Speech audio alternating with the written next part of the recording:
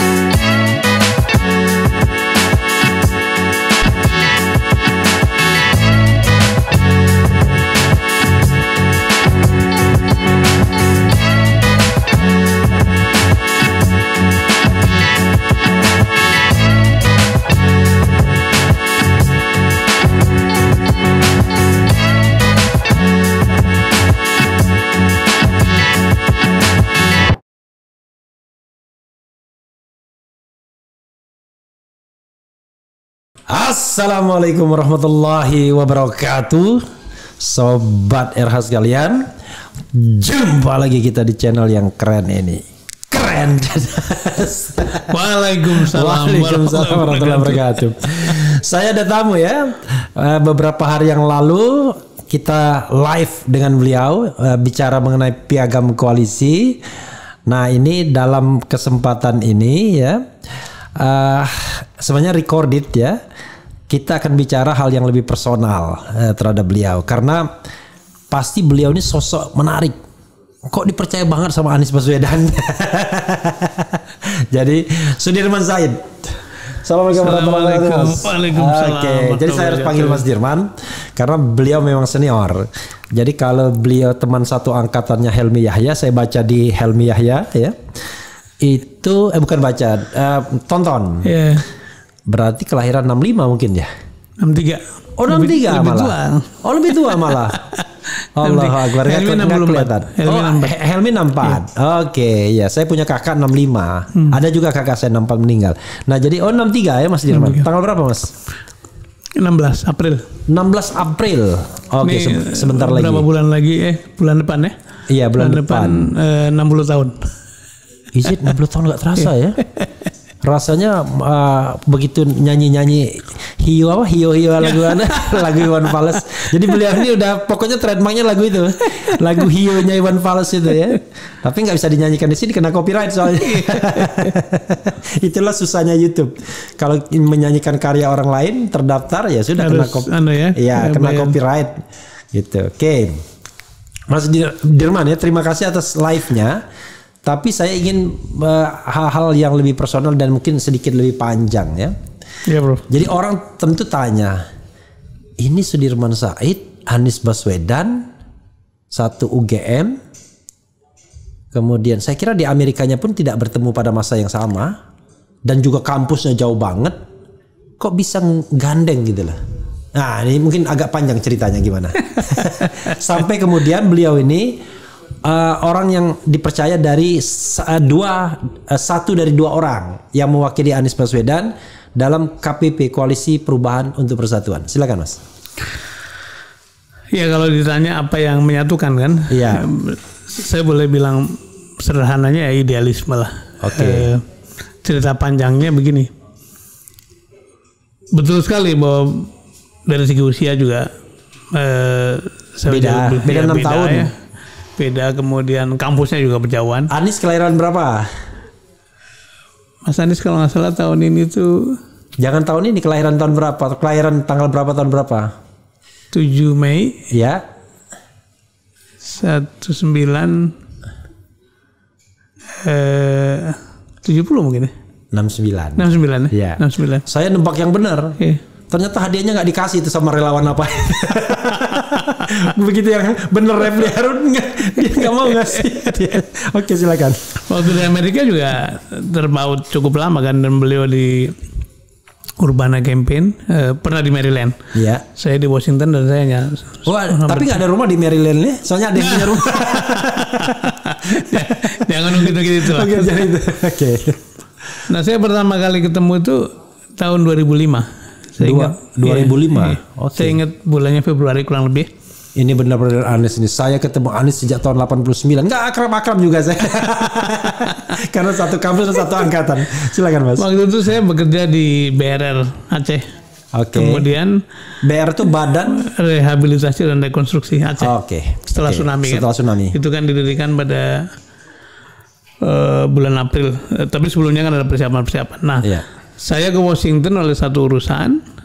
Kemudian hadir satu forum di mana Anies bicara.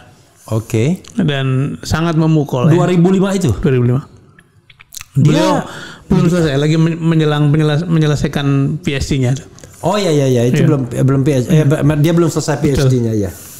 Jadi tentu saja sangat mengesankan karena anak muda Indonesia kemudian bicara di forum global, kalau nggak salah Asia Society. Kemudian juga ada beberapa di Washington lain, di Washington. Berapa yang hadir waktu itu?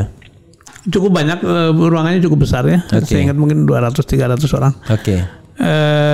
Sesudah itu kenalan lah. Kemudian saya mengenalkan diri, saya di BRR segala macam.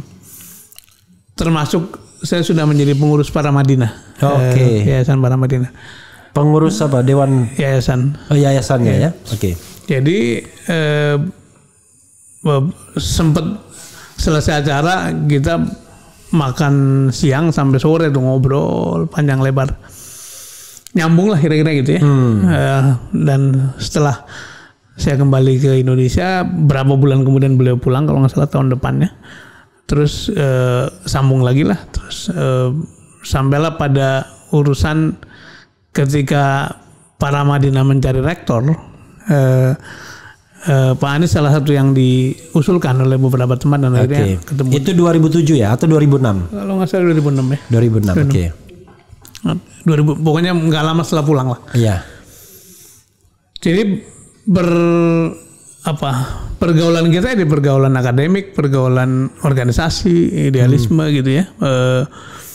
Kemudian pada waktu beliau menggagas Indonesia Mengajar, saya juga ikut di dapur lah yang membantu pengurusan kantornya segala macam, sampai mencarikan dana awal, nyari sponsor segala macam. Iya. Jadi setiap tahapan di mana Mas Anies itu ada urusan publik, saya hampir selalu ikut. I see.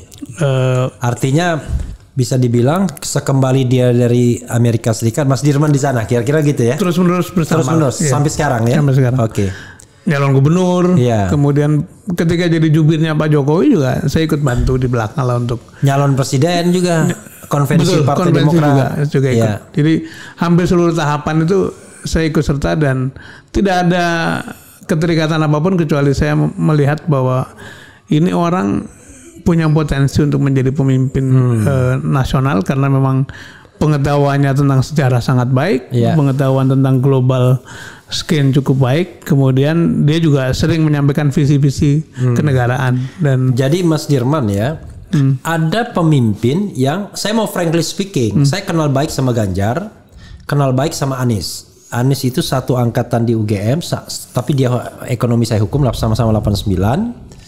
Ganjar itu 87 lah, hukum sama-sama saya. Nah, dua orang ini memang terlihat Ini UGM rupanya. Iya. Saya baru ingat ya. Iya. Saya mafia UGM juga, underground movement. Iya. Tapi sekarang UGM pecah dua ya. Ada seperti NU juga. Ada yang struktural, ada yang kultural. Iya, ada yang struktural, ada yang kultural. Tapi biasanya yang long lasting itu yang kultural. Yang kultural, ya kan. Struktural itu biasanya saja temporer. Karena UGM itu kan terkenal sama fighting spiritnya kan. Kalau di Notre Dame fighting Irish. Saya kan dari Notre Dame University ya. Nah, itu fighting Irish. Jadi saya baru lihat film Rudy ya. Jadi dua-duanya memiliki jiwa leadership sesungguhnya. Hanya memang lingkupnya agak beda. Ganjar itu dia lebih suka bergaul dengan kalangan pencinta alam. Jadi waktu itu dia Majestic. Anies itu Senat. Jadi ketua Senat Mahasiswa Perguruan Tinggi UGM yang kedua. Iya. Yang pertamanya namanya Hoiri Umar. Pronunciation Jawanya kayak Mas Dirman. Tapi qadarullah dia meninggal saat mau wisuda. Hoiri Umar itu. Jadi yang kedua Anies Baswedan. Jadi memang sudah terlihat aura kepemimpinnya dari dulu. Ya. Jadi bukan sekonyong-konyong, bukan ujuk-ujuk sesungguhnya. Jadi ini sekedar informasi saja ya sobat era sekalian. Oke, lalu apa lagi Mas? Dan memang sedikit komen soal tadi aura kepemimpinan. Memang kalau lihat perjalanannya kan dari mulai SMP, SMA, kuliah itu sudah aktif organisasi dan menjadi pemimpin. Jadi memang betul sekali ada ketika sampai pada gelar akademik tertinggi dia sudah punya kelengkapan yang cukup baik. Nah itu yang membuat kita memang dalam waktu tertentu kadang-kadang kita merenung atau diskusi merefleksikan apa yang kita kerjakan gitu ya. Terus melihat ke depan nih apa yang mesti dikerjakan untuk menata republik inilah. Selalu wawasannya atau horizon berpikirnya begitulah. Ada satu scene hidup ya, hidupnya Mas Dirman sama Mas Anies ini. Saya karena satu angkat panggil Anies saja. Tapi Mas Dirman lebih senior memang. Jadi Mas Dirman dan Anies yaitu sama-sama masuk tim Jokowi jilid pertama. Itu gimana ceritanya lagi? Kompak masuknya, kompak keluarnya juga kalau nggak salah. Sama ya, keluarnya sama ya. 2016 sama, waktunya sama. Saya membayangkan tentu saja Mas Anies punya peran ya. Tentu saja lah. Pastikan beliau juga ikut rekomendasikan. Tapi cerita yang berkembang waktu itu adalah kenapa saya masuk. Konon ceritanya dari 7 orang calon atau 6 orang calon yang harusnya menduduki pos SDM itu. Tapi klarifikasi dulu, Mas Dirman bukan nggak tim sukses, nggak tim kampanye. Saya kan di Rut Pindad, saya nggak bisa ikut terlibat. Oh iya di Rut Pindad ya. Zaman SBY dia diangkat sebagai di Rut Pindad. Iya dari belakang ikut bantu pikiran lah, ide-ide segala macam, tapi nggak masuk dalam tim. Pindad itu pabrik mercon ya. Pabrik senjata.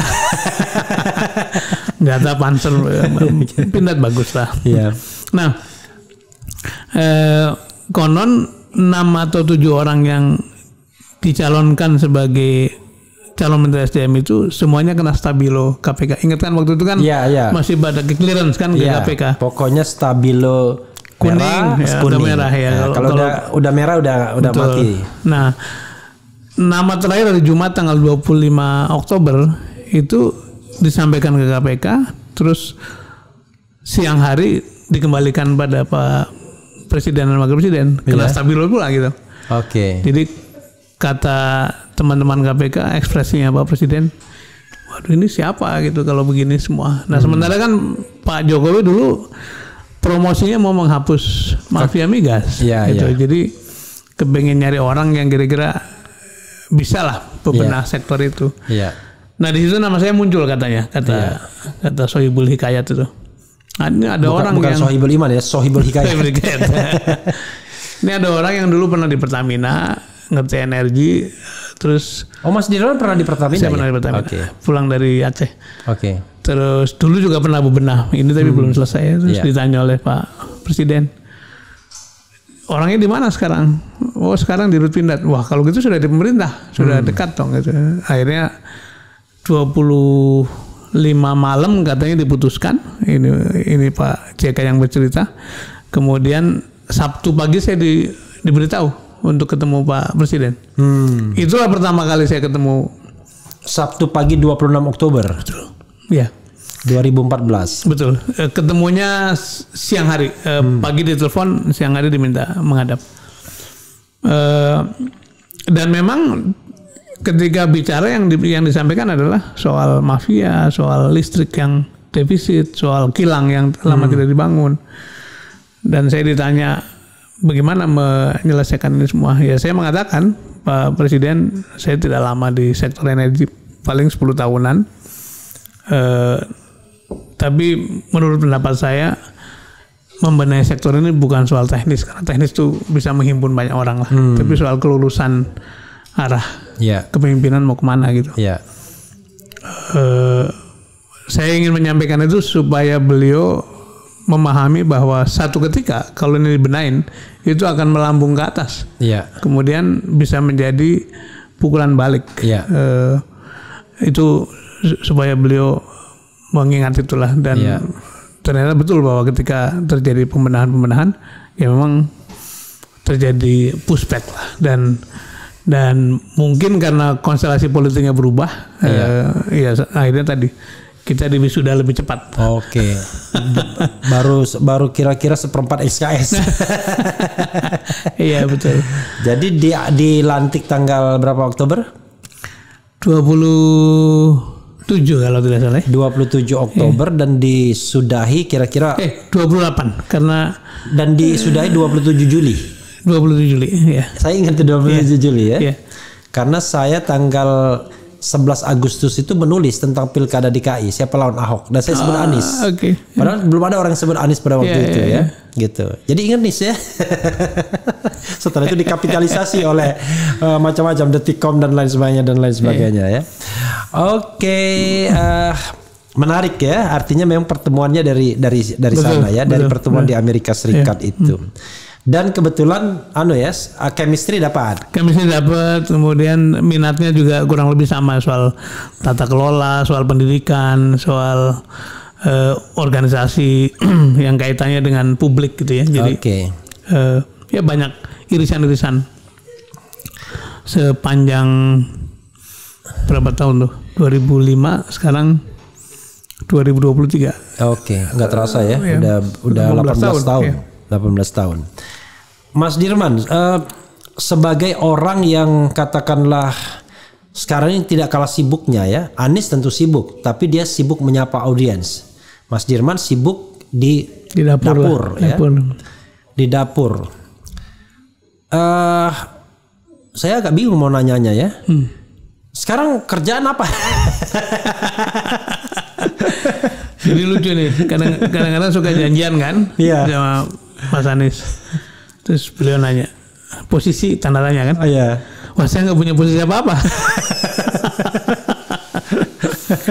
Ya sekarang full time ngurusin ini. Ngurusin ini. Ya, memang makanya konsekuensinya kan, karena ini masuk politik praktis, saya tidak boleh. Tidak boleh terikat. Jadi saya mundur dari komutnya Transjakarta. Saya juga nonaktif dari Sekjen PMI. Dan ya harus. PMI masih Pak Kala? Masih ya. Waktu mau pamit juga beliau bilang kan masih lama segala macam, tapi saya merasa jangan sampai membebani PMI lah. Jadi saya memutuskan itu. Kalau ditanya, jadi hidupnya dari mana? Ya masih ada lah. Job kecil jadi advisor gitu ya. Untuk anak saya kan tinggal satu yang kuliah. Yang lain sudah menikah semua. Jadi beban hidup gak banyak ya. Insya Allah.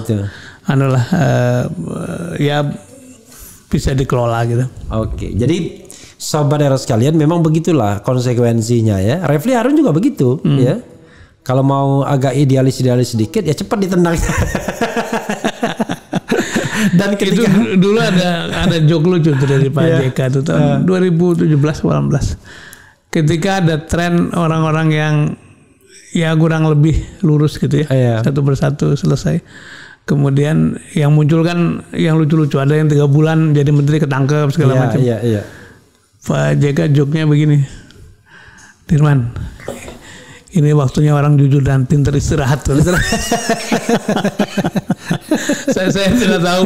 Saya kira itu artinya cukup dalam, tapi mungkin memang ada suasana ya yang terbangun seperti itu, dan saya kira hari-hari ini terutama ya, bagaimana suasana di pemerintahan, di keuangan, di polisi itu menunjukkan bahwa memang kita sedang punya soal dalam, dan soalnya besar ya. Besar dan struktural. Yeah. Saya membayangkan satu poin misalnya, kalau misalnya Anies jadi kontrolnya jadi gitu ya, membenahi polisi misalnya, wah itu resistensi udah paling tinggi itu, karena Polri institusi yang menikmati buah reformasi, dipisahkan dari TNI yang tadinya anak buah jadi sederajat, bahkan orang lebih tengok Kapolri dibandingkan Panglima TNI. Walaupun saya punya keyakinan ya bahwa sebetulnya di setiap komunitas, organisasi apapun harus ada orang yang pengen, bahkan lebih banyak yang sebetulnya pengen baik gitu. Iya. Tapi begitu ketemu leadership yang membiarkan hal-hal yang buruk terjadi, memang mereka menjadi ya sudahlah, main aman saja gitu. Oke, jadi silent ya. Jadi kata senior saya Mas Bambang Harimurti itu, kalau kita bicara perubahan itu kan ada 3 kelompok tuh yang Sorry Bambang Harimurti senior saya, senior di mana ini? Di Tempo. Oh, pernah di Tempo juga? Karena saya pada waktu di Washington tuh sambil sekolah menjadi koresponden. Oke. Dan kepala bironya Bambang Harimurti itu. Allahu Akbar. Makanya saya langsung loh kok senior saya Bambang Harimurti pernah juga di sini. Iya, malah 2,5 jam. Ngobrol apa aja. Oke. Jadi kata beliau, kalau ngomongin perbaikan tuh ada kelompok yang sangat ekstrim pengen perbaikan segera, progresif. Ada yang di tengah cari aman, ada yang di kiri sangat progresif menghambat perubahan. Gitu. Nah, yang paling kanan itu disebutnya malaikat, yang di kiri itu iblis, yang di tengah itu bebek katanya. Oke. Jadi bilang kalau mau perubahan sukses itu harus ditambahkan bahwa yang akan menang malaikat. Oke. Iblis akan kalah. Nah, bebek-bebek kita maafkan gitu. Oh. Asal dosanya tidak terlalu gila-gilaan gitu ya. Jadi mau di polisi, mau di pajak, mau di bea cukai, menurut saya masih banyak orang-orang yang kepengen baik, dan tinggal signal arahnya itu mau kemana, mau baik atau mau enggak. Kalau mau baik, banyak sekali yang ikut baik. Tapi begini Mas ya, saya kok kadang-kadang merasa kita ngalor ngidul aja jadinya ya. Ini intrap dari yang tadi cerita tadi. Saya kok tiba-tiba merasa kadang-kadang gelo juga kalau bahasa Jawanya, orang-orang yang dulu sangat katakanlah pro, misalnya satu agenda lah pemberantasan korupsi ya. Tapi begitu masuk kekuasaan, masuk pemerintahan, oke lah kalau dia diam aja masih mending lah. Ada saya punya teman tuh yang dulu ICW apa-apa, sekarang diam aja masih mending, menikmati pendapatan besar sebagai komisaris di ring 1 gitu-gitu. Tapi yang susahnya adalah ada yang malah menjadi kalau kita attack misalnya, dia jadi counter attackernya dia. Karena dia dianggap menyerang. Iya, malah dia menyerang. Karena dianggap dia orang yang paling tahu soal dapurnya penyerang, maka dia yang disuruh menyerang balik begitu. Memang menurut saya sih berkuasa itu perlu dilatih. Jadi kalau kita ujuk-ujuk lompat kemudian shock jadinya gitu ya. Kalau budaya ada namanya culture shock, ini juga ada power shock lah.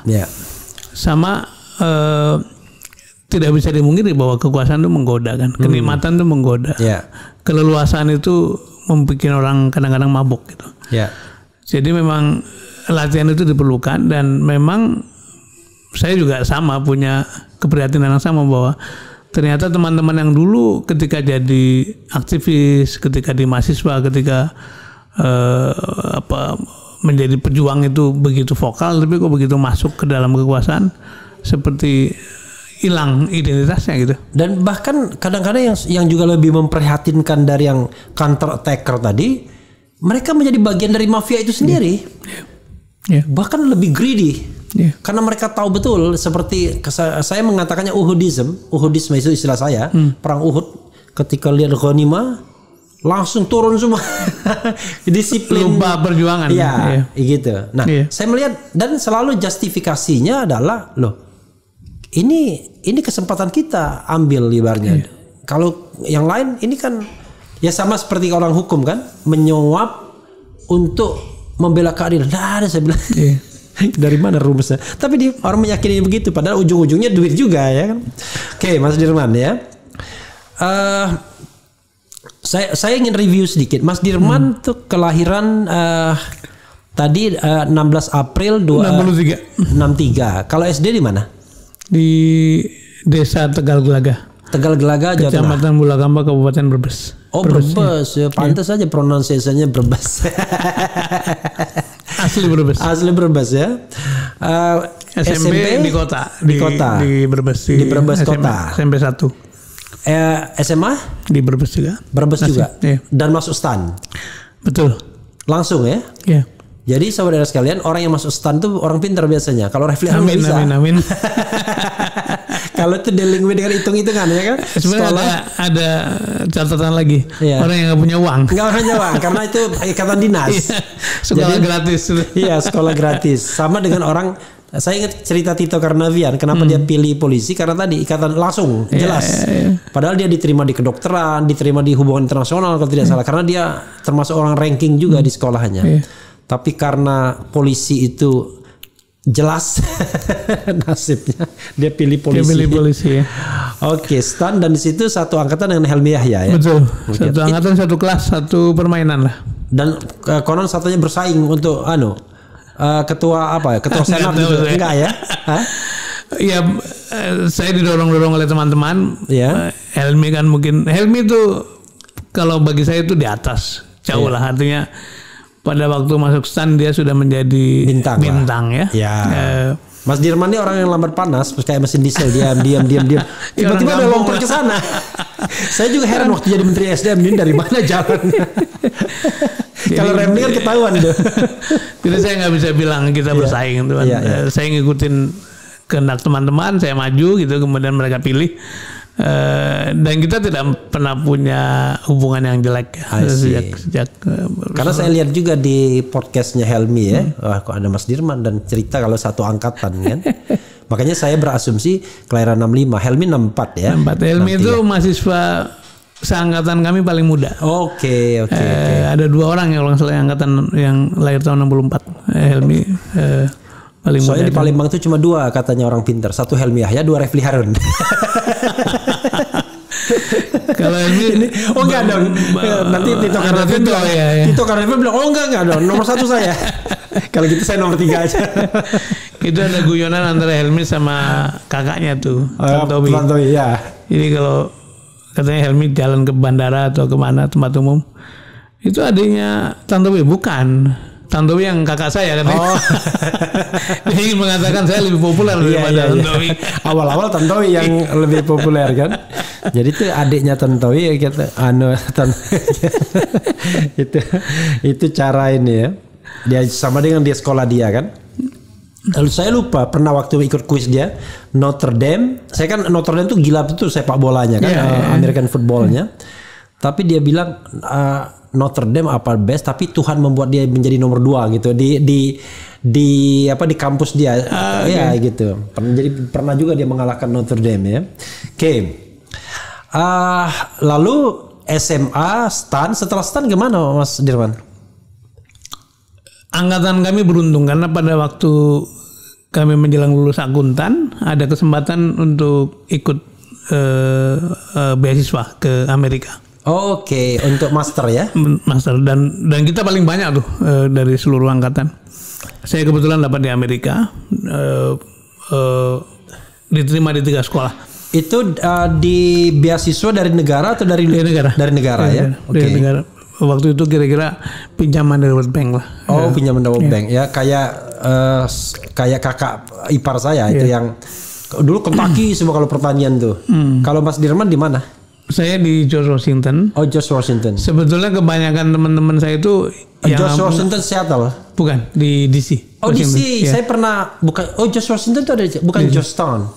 Ada Georgetown, ada George Washington. Saya pernah foundation di Georgetown 1 bulan sebelum ke Notre Dame. Oke.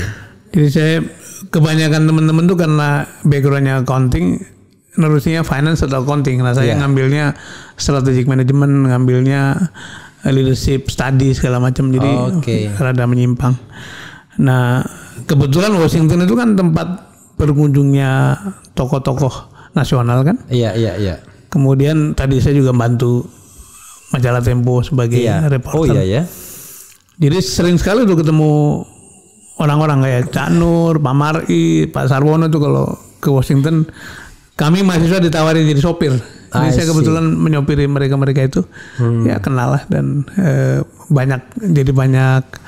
banyak aspirasi ya. Kayak gitu. Dari Washington kemudian pulang ke lagi kemana? Pulang saya jadi sebelum berangkat tuh saya pindah dari mula-mula kan saya kerja di BPKP. Iya. Sebelum berangkat sekolah kami pindah ke STAN, pengen menjadi dosen. Oh, jadi karena itu jelas di BPKP ditaruh, tapi sebelum sekolah di STAN, di sekolah tinggi akuntansi negara. Akuntansi negara. Oke. Jadi habis itu jadi dosen ya? Iya, jadi dosen dan dari situlah kemudian ya karena dosen kan lebih fleksibel ya. Iya. Jadi sempat menjadi Direktur Eksekutif Ikatan Akuntan Indonesia. Kemudian ya terus terang saja kenapa saya memilih ke kampus karena keluarga saya banyak, adik saya banyak. Iya. Kalau hanya mengandalkan gaji PNS nggak cukup lah. Karena itu saya memilih ke kampus supaya siang sore hari bisa jadi konsultan lah kira-kira gitu. Saya memilih ke kampus supaya ada waktu untuk memperoleh penghasilan tambahan. Sesederhana itulah. Nah, tapi kemudian karena di kampus itu terbuka berinteraksi dengan banyak orang dan dari kampus itu saya mendapatkan kesempatan untuk bertugas di macam-macam tempat. Setelah kampus kemana lagi? Pernah juga di Transparansi Internasional Indonesia kalau nggak salah kan? Itu kan NGO ya. Jadi NGO, iya. Sebagai dosen tentu saja kita lebih punya waktu lah. Iya. Ketika reformasi 98 kebetulan kenal tokoh-tokoh seperti Pak Eri Riana, Pak Guntoro, Pak Kemal Sambul, terus termasuk Bu Sri Mulyani. Iya. Karena sebagai pengurus IAI saya sering sekali mengundang tokoh-tokoh untuk seminar. Itu Ikatan Akuntan Indonesia. Oke. Jadi dari situlah teman-teman baru yang lebih senior juga muncul dan membuatlah MTI. Nah dari MTI terus kita memahami dunia pemerintahan lebih luas lah ya. Saya pernah diminta untuk masuk ke dalam Komite Konstitusi waktu itu kan ada kan? Oh iya. Komite Konstitusi walaupun diprotes NGO itu ya. Walaupun ya. Tapi sempat masuk? Enggak. Enggak masuk ya? Di tes terakhir saya enggak masuk. Syukur enggak masuk. Soalnya enggak ada gunanya juga. Kecuali untuk pengalaman hidup aja. Iya. Hasilnya enggak diperhitungkan sama sekali sama DPR, cuma lip service saja. Iya, gue kira begitulah dan sejak itu tidak pernah putus. Berhenti sebagai ASN kapan? Tahun saya 2 kali mengajukan pengunduran diri. Ya. Ketika saya ngurus IAI saya mengundurkan diri tidak ada jawaban. Kemudian 2003 saya maju lagi pengunduran diri. Waktu itu karena saya ngurus Cak Nur. Oke. Untuk nyalon presiden. Iya. Saya awal-awal. Iya. Jadi sejak itulah saya kemudian. Oh itu di home base-nya Paramadina waktu itu ya? Paramadina, MTI lah gitu-gitu. Oke. Nah itu di situ pergaulan dengan Paramadina. Oke. Jadi akhirnya resminya tahun berarti 2003 mungkin ya. 2003 ya. Oke. Wah luar biasa ya.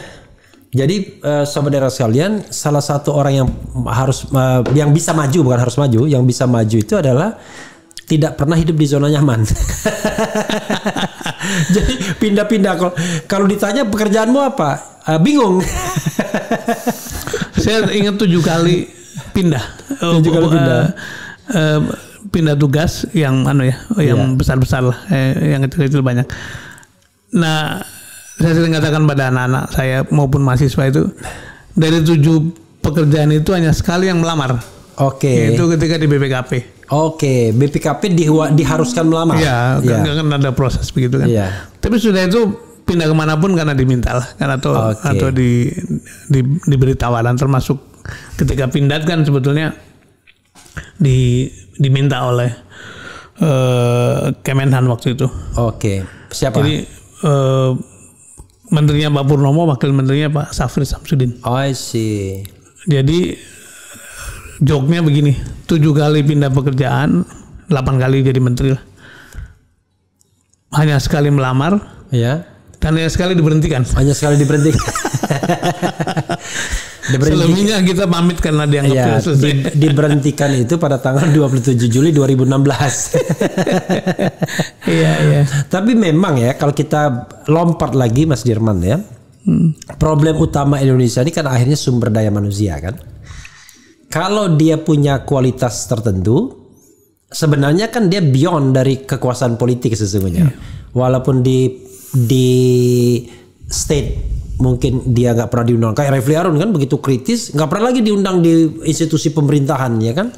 Bahkan berfoto bareng pun mungkin haram hukumnya. Tapi kan tetap saja kita bisa mengambil peran di society, termasuk juga ya kelanjutan periuknasi kan tetap penting. Iya. Tapi memang problem utama ya di Indonesia ini kan SDM kan. Jadi ada kecenderungan memang SDM yang sama itu bisa menjabat di banyak tempat. Iya. Entah karena tidak mau memberikan kesempatan kepada SDM lain atau memang SDM yang lemah. Itu penilaian Mas Dirman gimana? Pertama soal tadi antara formal authority sama influence ya. Iya. Kalau otoritas formal sumbernya kan dari jabatan, dari posisi lah. Iya. Sementara influence sumbernya dari pikiran, Iya. dari ide, dari integritas gitu.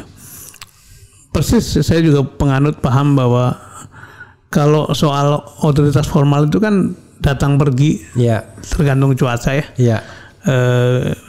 Yang ini sih permanen. Jadi Iya. saya berusaha mengajak anak-anak saya, mengajak mahasiswa bangun yang sebelah kanan nih. Oke. Namanya personal power. Personal power. Sumbernya dari knowledge, dari skill, kompetensi, kejujuran barangkali ya, sikap kerja dan sebagainya. Nah memang dari hepeng juga. ya di itu juga bisa mendatangkan uang gitu ya. Tentu saja tidak bisa melompat-lompat, itu penting. Uang yang wajar lah gitu. Iya. Jadi memang dulu ada Indonesianis namanya John Bresnan, kalau nggak salah Cornell. Iya. Dia menulis buku namanya Managing Indonesia. Bukunya terbit tahun 92 atau 93. Iya. Problem Indonesia adalah problem carrying capacity. Oke. Problem daya dukung. Jadi yang menggendong elitnya itu sedikit. I see. Yang lainnya jadi lokomotif. Tapi itu kan tahun 94, Pak. Iya. Kalau sekarang menurut saya sebetulnya adalah sudah di tengah itu, karena orang terdidik itu sudah makin banyak gitu. Iya. Cuman problemnya menurut saya, problem utamanya adalah dilalanya kita masuk ke demokrasi yang sangat liberal. Iya. Kemudian popularitas di atas segala-galanya. Sehingga kompetensi bukan menjadi sesuatu yang diperhatikan.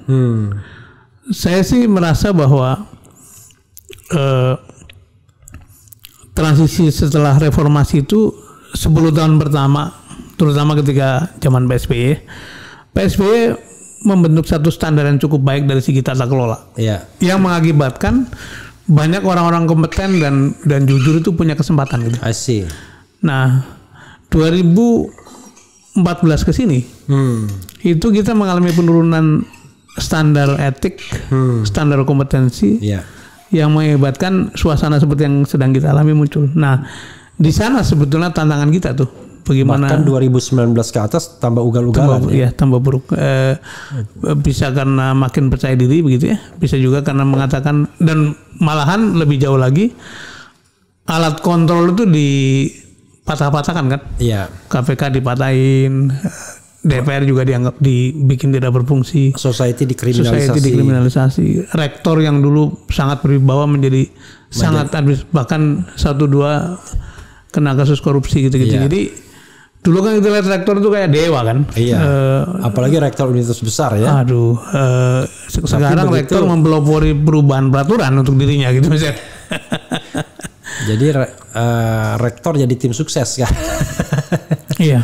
Dan dulu komisaris itu biasa aja. Komisaris itu tetap bisa menyuarakan pandangan-pandangan kritis karena memang dia kan dikehendaki untuk menjadi pengawas independen kan, seperti itu. Kalau sekarang jadi komisaris harus jadi tim sukses. Jadi bingung kita kan. Masa gitulah kira-kira. Masa Refli Harun jadi komisaris sebuah perusahaan yang which is profesional, diam saja sebagai ahli hukum tata negara, kan bingung dia. Atau jadi ahli hukum tata negara stempel pemerintah, padahal ya gimana coba? Sebetulnya sikap seperti itu atau treatment semacam itu tuh dengan sadar sedang membuang kapasitas putra-putri terbaik kan. Ya, jadi negara ini tidak penuh dengan energi baik, dengan akal sehat, tetapi penuh dengan pikiran-pikiran yang hanya untuk melakukan legitimasi kekuasaan, stempel kekuasaan. Mudah-mudahan kalau Anies berkuasa nggak demikian ya. Amin mudah-mudahan. Nggak ada lagi cerita-cerita orang ditangkap hanya karena perbedaan pendapat. Saya ingat kalau di Amerika Serikat tuh, walaupun kita nggak boleh berlebihan, tapi satu hal, hukum itu jangan pakai perasaan, tapi pakai standar logika. Ya, saya pernah waktu di Washington di tempat boneka mainan lah, merchandise kecil-kecil gitu. Begitu ada gambar George Bush, Walker Bush yang junior. Tulisannya no brain, nggak ada otak, ya kan? Dijual bebas saja. Nah, kita harus bedakan antara hukum dan etika. Kalau orang Timur secara etis tuh nggak etis, so ngatain gitu. Tapi itu nggak melanggar hukum. Itu yang jadi persoalan. Kita kan masih ada pasal-pasal penghinaan, pasal-pasal yang undang-undang ITE penyebaran kebencian. Aduh capek ya, gitu.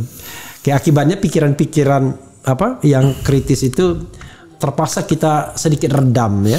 Saya prihatin betul dengan keadaan kampus ya, karena sebetulnya kan kebebasan berpikir, kebebasan berekspresi, kebebasan berkreasi kan sumber dari ide-ide baru kan.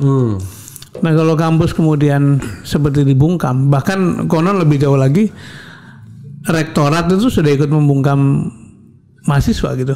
Itu sebetulnya kita sedang kehilangan pipeline dari sumber-sumber pemimpin ke depan. Yang dicetak adalah orang-orang yang nurut, orang yang manut. Yang itu menurut saya satu dosa sejarah ya. Akan muncul satu gap generasi kepemimpinan nanti. Saya pengalaman saja gini, ada satu hal, ada dua yang ingin saya singgung. Misalnya kampus besar ya kan. Sekarang karena terlibat dengan ayunan permainan begitu ya, ada nuansa seperti itu. Wah ini jangan nih, ini anti itu loh. Kok urusan mengajar di kampus kok masuk juga itu? Toh orang kritis itu pasti dia akan mempertanggungjawabkan intelektualitas dia. Nggak sembarangan juga dia ngajar kan? Nggak mungkin dia ngajar misu-misu. Yang justru orang yang nggak profesional itu yang tidak bisa menerima perbedaan. Itu nuansa seperti itu ada gitu.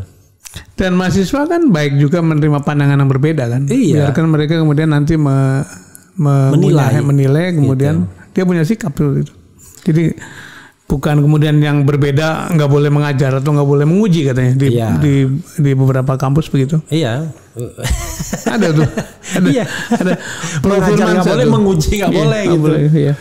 Apalagi kalau misalnya wah ini link ini yang lebih menguat. Kecuali kalau dia korupsi, nah itu baru kita harus punya standar etika tinggi. Kenapa saya tidak mau menyuruh dia korup dia? Itu baru benar. Tapi kalau misalnya kritis, wah berat. Gara-gara itu saya lupa satu pertanyaan terakhir tadi saya. Gimana? Saya tadi mau ngomong apa yang penting banget sebenarnya tadi. Allahu Akbar. Ya udahlah, hidup ini kan banyak hal yang kemudian masih bisa kita gali. Mas Dirman, closing statement Mas. Tapi kalau di RH Channel closing statement pun bisa 2 jam sendiri, nggak apa-apa. Jangan sampai pulang dari ini, saya belum menyampaikan ini tadi, menyampaikan itu tadi. Silakan. Saya mau cerita kenapa saya punya keyakinan untuk mendukung Mas Anies ya. Tentu tadi karena pertemanan begitu lama, tapi saya membayangkan begini, Prof. Presiden pertama kita itu sangat kuat dalam membangun karakter bangsa lah. Jadi dulu kita ingat walaupun susah, walaupun miskin, walaupun lapar, tapi berjam-jam di lapangan ingin mendengar Bung Karno pidato. kita bangga sebagai bangsa Indonesia lah. Tapi kemudian disadari ada Dan tambahan juga bangga ketika dia keluar negeri, wah dia dihormati, respected ya. Iya. Gitu. Tapi kemudian ada kesadaran, nggak mungkin dong terus-menerus pidato. Tapi perut rakyat lapar. Nah, kebetulan ada kecelakaan politik, masuk Orde Baru kesadarannya adalah kalau gitu kita bangun. Jadi pertama bangun karakter bangsa, yang kedua bangun ekonomi. Sandang pangan papan kita ingat tuh kan, 7-8 jalur pemerataan segala macam. Replita jangan lupa. Karena Pak Harto saya bisa sekolah kira-kira gitu.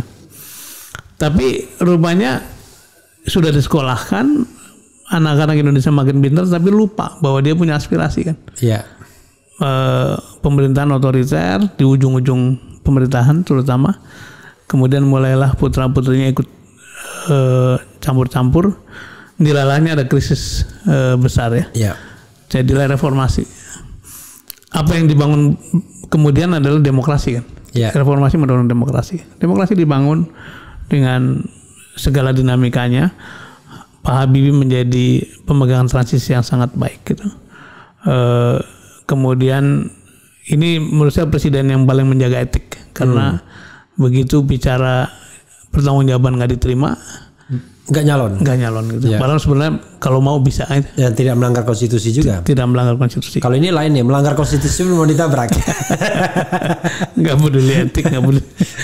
Nah, dilanjutkan Gus Dur sebentar karena ada keterbatasan fisik barangkali. Tapi setelah Habibie menegakkan dasar-dasar demokrasi, Gus Dur sangat cinta pada pluralisme kan. Iya. Bapak kemajemukan. Nah, dilanjutkan Bu Mega. Bu Mega memang hanya meneruskan Gus Dur, tapi kehebatan Bu Mega adalah di tangan beliau lahir pemimpin masa depan. Oke. Timnya itu 1 jadi presiden, 3 atau 4 jadi wakil presiden tuh. Iya. Pak SBY jadi presiden, Pak JK jadi wakil presiden, Pak Hamzah jadi wakil presiden, Pak Budiono jadi wakil presiden. Terus, hadirlah Pak SBY. Pak SBY yang menonjol dari Pak SBY adalah menurut saya presiden yang pertama kali dipilih langsung. Betul. Dan komplit masa jabatannya. 10 tahun dipilih langsung. Yang paling menonjol bagi saya adalah beliau tidak menggunakan instrumen hukum untuk kepentingan politiknya secara ugal-ugalan. Kemudian juga bahkan ketika besan partainya kena urusan korupsi, dia tidak intervensi. Silahkan saja gitu. Jadi dari segi tata kelola kita mengalami kenaikan sangat baik tuh. Yang saya bilang tadi bahwa di tangan Pak SBY banyak sekali orang-orang cerdas, orang-orang kompeten, orang jujur yang mendapat kesempatan. Dan even di dalam pemerintahan pun dia tetap jadi watchdog. Betul. Saya ingat misalnya peran Denny Indrayana. Justru dimusuhi di kalangan pemerintahan sendiri dia. Kan aneh kan? Begitupun ketika beliau dikritik pakai kerbau segala macam, santai saja gitu. Nah, sekarang hadirlah Pak Jokowi. Keunggulan dari beliau adalah fokus pada infrastruktur, pada hal-hal yang sifatnya fisik lah. Memang ketinggalan kita dari segi pembangunan value segala macam. Nah, pertanyaannya kan yang berikutnya butuh apa kan? Saya melihat ini semua adalah kita nih hampir komplit nih. Bangun karakter bangsa, bangun ekonomi, bangun demokrasi, bangun infrastruktur, bangun tata kelola. Yang diperlukan seseorang yang bisa mengintegrasikan semuanya. Dan orang itu harus punya wawasan yang luas. Harus punya artikulasi yang baik terhadap keadaan, kompleksitas. Kemudian juga rasanya waktunya adalah kita itu tampil di panggung internasional. Karena kan katanya 4 kan tujuan bernegara itu. Melindungi segenap tumpah darah, memajukan kesejahteraan umum dulu. Memajukan kesejahteraan umum, mencerdaskan kehidupan bangsa, kemudian ikut serta. Nah, yang keempat ini barangkali menurut saya figur seperti Anies itu akan sangat pas mewakili Indonesia di panggung internasional. Nah, sudah itu apa yang kita hasilkan kita bungkus. Kemudian jadilah Indonesia seperti yang diceritakan di dalam rumusan konstitusi kan. Sehingga 2045, 20 tahun dari sekarang kurang lebih, itu kita bisa betul-betul mencapai seluruh yang tertinggal. 100 tahun setelah merdeka. Nah, Anies pada posisi yang pas, mudah-mudahan beliau mendapat jalan mengantarkan ini katakanlah dalam tentu saja 5 tahun pertama kan, tapi siapa tahu bisa 5 tahun bertahan 5 tahun kedua. Kembali pada harapan kita, orang yang punya standar etik, standar pengetahuan yang tinggi itu pasti akan membawa serta seluruh timnya tuh. Karena dia punya standar. Betul. Saya punya optimisme itu karena di DKI yang membuat dia sukses adalah di samping memang punya konsep, punya narasi, dia juga membiarkan atau bahkan memberi tempat bagi para profesional untuk perform. I see.